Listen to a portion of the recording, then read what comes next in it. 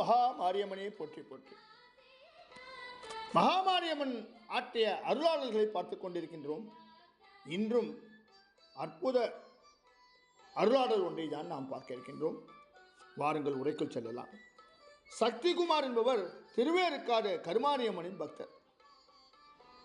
எந்த செயல்களை செய்வதாக இருந்தாலும் அன்னையை தியானித்து அவரிடம் கேட்காமல் செய்ய மாட்டார். ஒருமுறை அவரது குடும்பத்தில் பல குழப்பங்கள். அது மட்டுமில்லாமல் அவரது சிறிய மாமனாரின் பையனும் பெண்ணும் அடுத்தடுத்து அமரானார்கள். இவர் அன்னை கருமாரியை தியானித்து அது குறித்து கேட்க விரைவில், அதாவது அடுத்த 15 மாத அளவில் அவர் மனைவிக்கும் உடல்நலவு குறைவு ஏற்படும் என்றும் அதனால் அதிக பாதிப்பு இருக்கும் என்றும் சொன்னார்.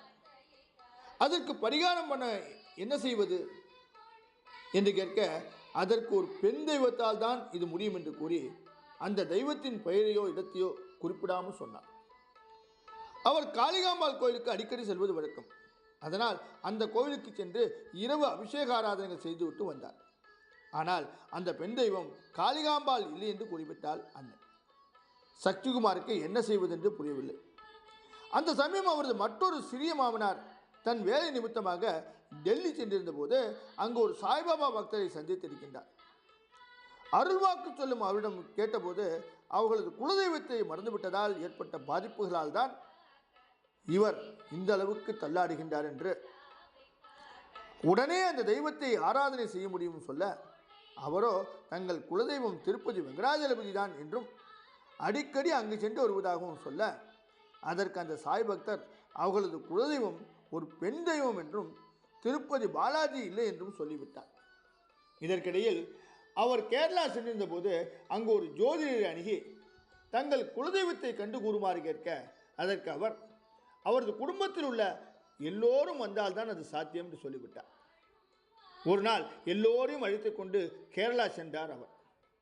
அப்போது அவர்களுடைய நிலையை ஆராய்ந்து அவர்களது பூர்வீக ஊரில் ஒரு சிறு கோவில் இருப்பதாகவும் அந்த கோவிலில் 7 கற்கள் உள்ளதாகவும் அதுதான் அவர்களது குலதெய்வம் என்றும் அந்த இடத்திற்கு அருகில் ஒரு இலுப்பை மரமும் ஊஞ்சலும் இருக்கும் என்றும் பக்கத்தில் ஓர் நீர்நிலை தென்படுவதாகவும் சொல்லி அதை கண்டுபிடிக்க கூறி அனுப்பிவிட்டார். குலதெய்வத்தை தேடி பயணம் மேற்கொண்டார்கள் எல்லோரும். அந்த இடம் மணலூர், திருவண்ணாமலையிலிருந்து 29 கிலோமீட்டர் தொலைவில் இருக்கின்றது.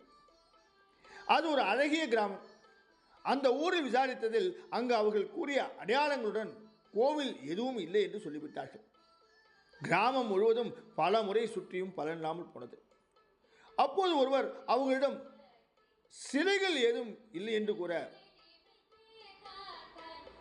வயல்வெளிக்கு நடுவில் ஒரு சிறு கோவில் மட்டும் இருப்பதாக சொல்ல, அதையும் சென்று பார்த்து விடலாம் என்று வயல் வரப்புடன் நெடுந்தொலைவு சென்ற பிறகு ஒரு சிறிய இடிந்த கட்டிடத்தை அடைந்தார்கள். அருகில் இலுப்பை மரம், ஊஞ்சல், பக்கத்தில் ஒரு குளம். அவர்களுக்கு ஆச்சரியம் தாங்க முடியவில்லை. ஆனால் அங்கு 7 கற்கள் இல்லை, 5 கற்கள் மட்டுமே நடப்பட்டிருந்தது. அதனை சோலையம்மன் கோவில் என்றார் சொல்வார்கள். அறகுறையாக கட்டப்பட்ட நிலையில் ஒரு சிறிய அறை, அதில் தான் அந்த 5 கற்கள் இருந்தன. ஜோதிடர் சொல்லியபடி எல்லா அடையாளங்களும் இருந்தாலும் கற்கள் மட்டும் குறைவாக இருப்பதால் அருகில் எங்கேயாவது இருக்கலாம் என்று தேடி வருகையில் ஒரு கல் கிடைத்தது. மற்றொரு கல். எல்லா இடங்களிலும் தேடினார்கள், கிடைக்கவில்லை. ஒருமுறை தியானத்தில் அமர்ந்திருந்த போது ஒரு நீர்வீழ்ச்சியை கண்டார் சக்திகுமார். அந்த அருவி எது? ஒரு விளக்கமும் கிடைக்காமல் அந்த ஊருக்கு அருகில் அருவி உள்ள இடமான ஒகேனக்கல் சென்றார். அங்கு நீர்வீழ்ச்சியின் அருகில் பல இடங்களில் தேடினார். அந்த 5 ஒற்றை கற்களுடன் ஒத்துப்போகும் வகையில் எந்த கல்லையும் காணவில்லை. திரும்பி விட்டார்கள் அந்த இடத்திலிருந்து. பின்னர் மீண்டும் முயற்சிக்கலாம் என்று ஒகேனல் என்று மறுபடியும் தேடினார்கள். அப்போது பாசி படிந்த நிலையில் துணிந்து வைக்கும் இடத்தில் ஒரு கல்லை கண்டார்கள். அதி அற்புதமாக மற்ற கற்களுடன் பொருந்துமாறு தோன்ற அதை எடுத்துக்கொண்டு வந்துவிட்டார்கள். இப்போது எல்லா கற்களும் கிடைத்துவிட்ட நிலையில் எல்லாவற்றையும் பிரதிஷ்டை செய்து கோவிலை நன்கு கட்டி முடிக்க ஏற்பாடுகள் செய்தார்கள். பணம் தானாகவே வந்தது. கோயில் கட்டி முடித்து கும்பாபிஷேகமும் செய்தாயிற்று. எல்லோரையும் பிடித்திருந்த குழப்பங்களும் கவலைகளும் மறையத் தொடங்கியது. இதற்குள் 15 மாதங்கள் ஓடிவிட்டன.